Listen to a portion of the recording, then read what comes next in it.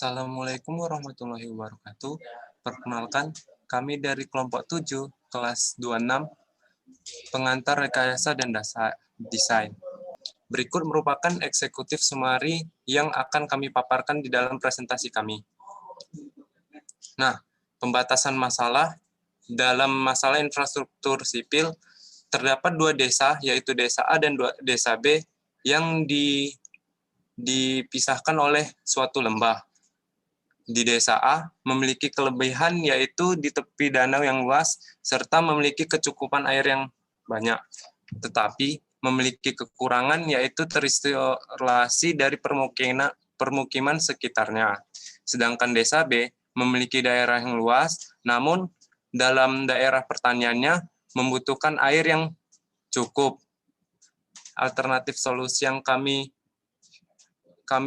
peroleh ialah terdapat 3, yaitu pipa bawah tanah dan timbunan, kemudian ada kanal air dan jembatan di atasnya, serta jembatan dengan pipa di bawahnya. Berikut adalah metodologi desain dari pemilihan solusi kami.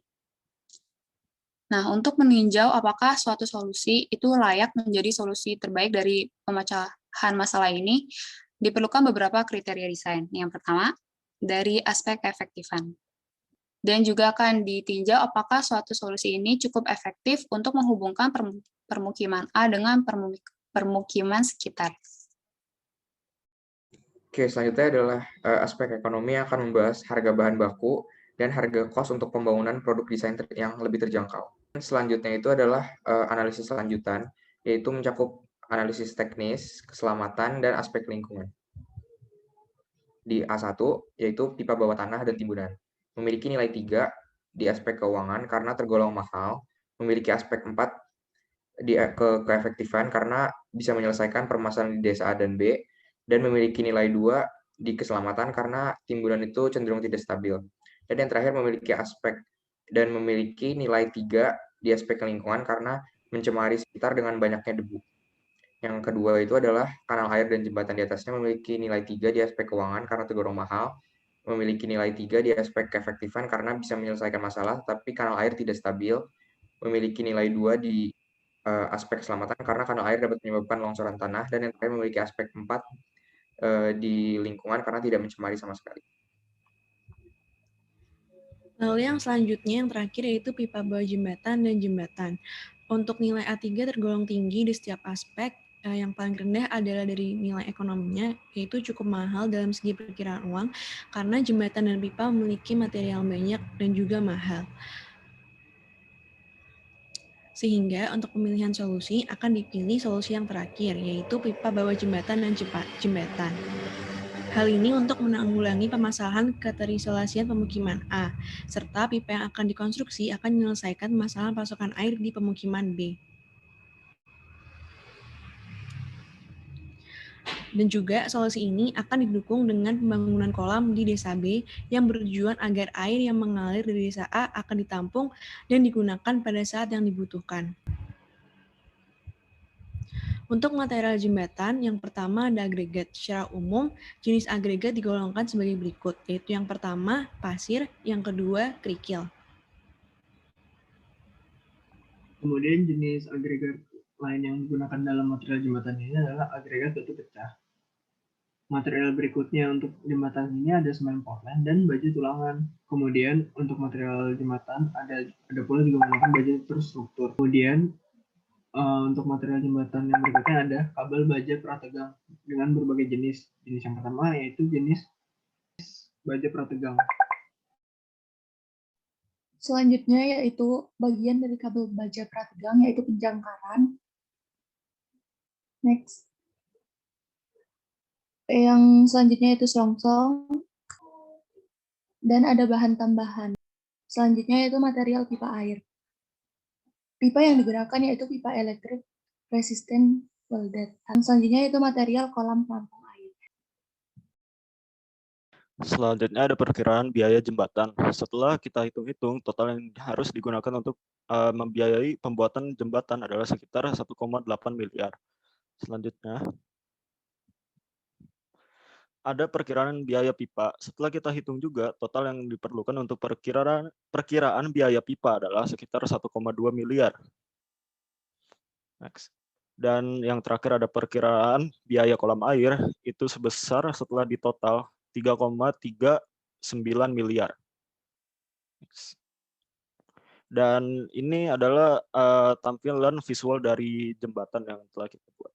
Mekanisme jembatan sendiri, yang pertama itu jembatan kokoh sebagai penghubung antara dua pemukiman.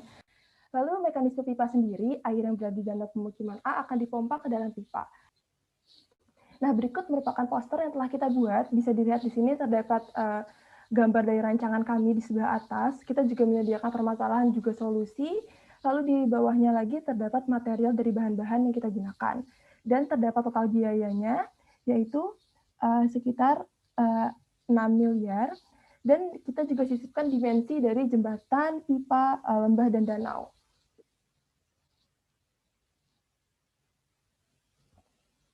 Berikut merupakan animasi dari kelompok kami. Halo semuanya, perkenalkan, kami dari kelompok 7 mata kuliah pengantar rekayasa dan desain kelas 26 Fakultas Teknik Sipil dan Lingkungan. Kami memberikan solusi terhadap masalah yang diberikan. Di sebelah kanan terdapat Desa B. Desa B merupakan desa dengan mayoritas penduduk yang bekerja sebagai petani. Namun, mereka hanya memanfaatkan air hujan sebagai sumber air untuk pertanian. Hal ini membuat mereka kesulitan mendapat air saat musim kemarau tiba. Sedangkan di sebelah kiri terdapat Desa A. Desa A memiliki danau yang kaya akan air. Namun, Desa A ini terisolasi akibat kedua desa terpisahkan oleh lembah yang cukup dalam. Lembah tersebut memiliki kedalaman 100 meter dan memisahkan kedua desa dengan jarak 45 meter. Jumlah penduduk desa A adalah 463 orang, sedangkan jumlah penduduk desa B adalah 991 orang. Berdasarkan analisis pada aspek ekonomi, lingkungan, teknis, dan keamanan, kami menyimpulkan bahwa jembatan dengan pipa di bawahnya adalah solusi yang terbaik. Pipa yang memompa air dari danau di desa A akan menyediakan pasokan air yang cukup untuk desa B, baik di musim kemarau atau di musim hujan. Air yang dialirkan dari desa A akan ditampung sementara di reservoir desa B yang berukuran 100 x 30 x 20 meter. Untuk mengatasi permasalahan desa A, akan dibangun jembatan yang dapat menghubungkan desa A ke desa B. Air dari danau A akan dipompa dan disalurkan melalui pipa dengan ukuran panjang 150 meter, pin pipa 4 x 3 meter, dan diameter 50 cm. Pipa ini dipasang di jembatan, sehingga fungsi jembatan ada dua, yaitu yang pertama untuk mengangkat beban pipa serta air untuk desa B. Fungsi jembatan yang kedua yaitu untuk memberi akses keluar masuk mobilisasi desa A. Untuk konstruksi jembatan, kebanyakan dari baja yang dipakai adalah white flange dengan tebal kanan dan kiri 21 mm, tengah 13 mm, dimensi 40 x 40 cm, dan dengan panjang 5 meter.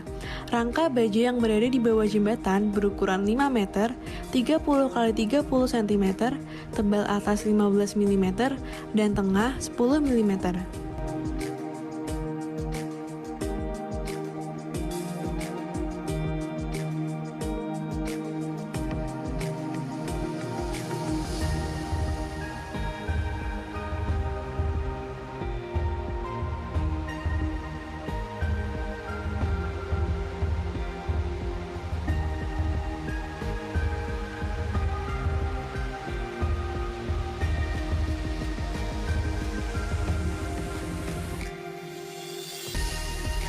Sekian persembahan dari kami, kurang lebihnya mohon maaf dan terima kasih.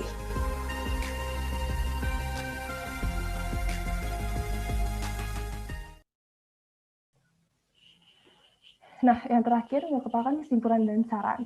Lalu yang kedua, cara kerja solusi yaitu terjadinya mobilisasi di antara desa A dan desa B, serta pemompaan air untuk mengaliri air yang melalui pipa untuk menyediakan pasokan air untuk desa B. Lalu yang ketiga, dampak yang terjadi adalah tidak terisolasinya desa A dan juga tersedianya kebutuhan air yang cukup untuk desa B. Sekian presentasi dari kelompok kami, kurang lebihnya mohon maaf dan terima kasih. Wassalamualaikum warahmatullahi wabarakatuh.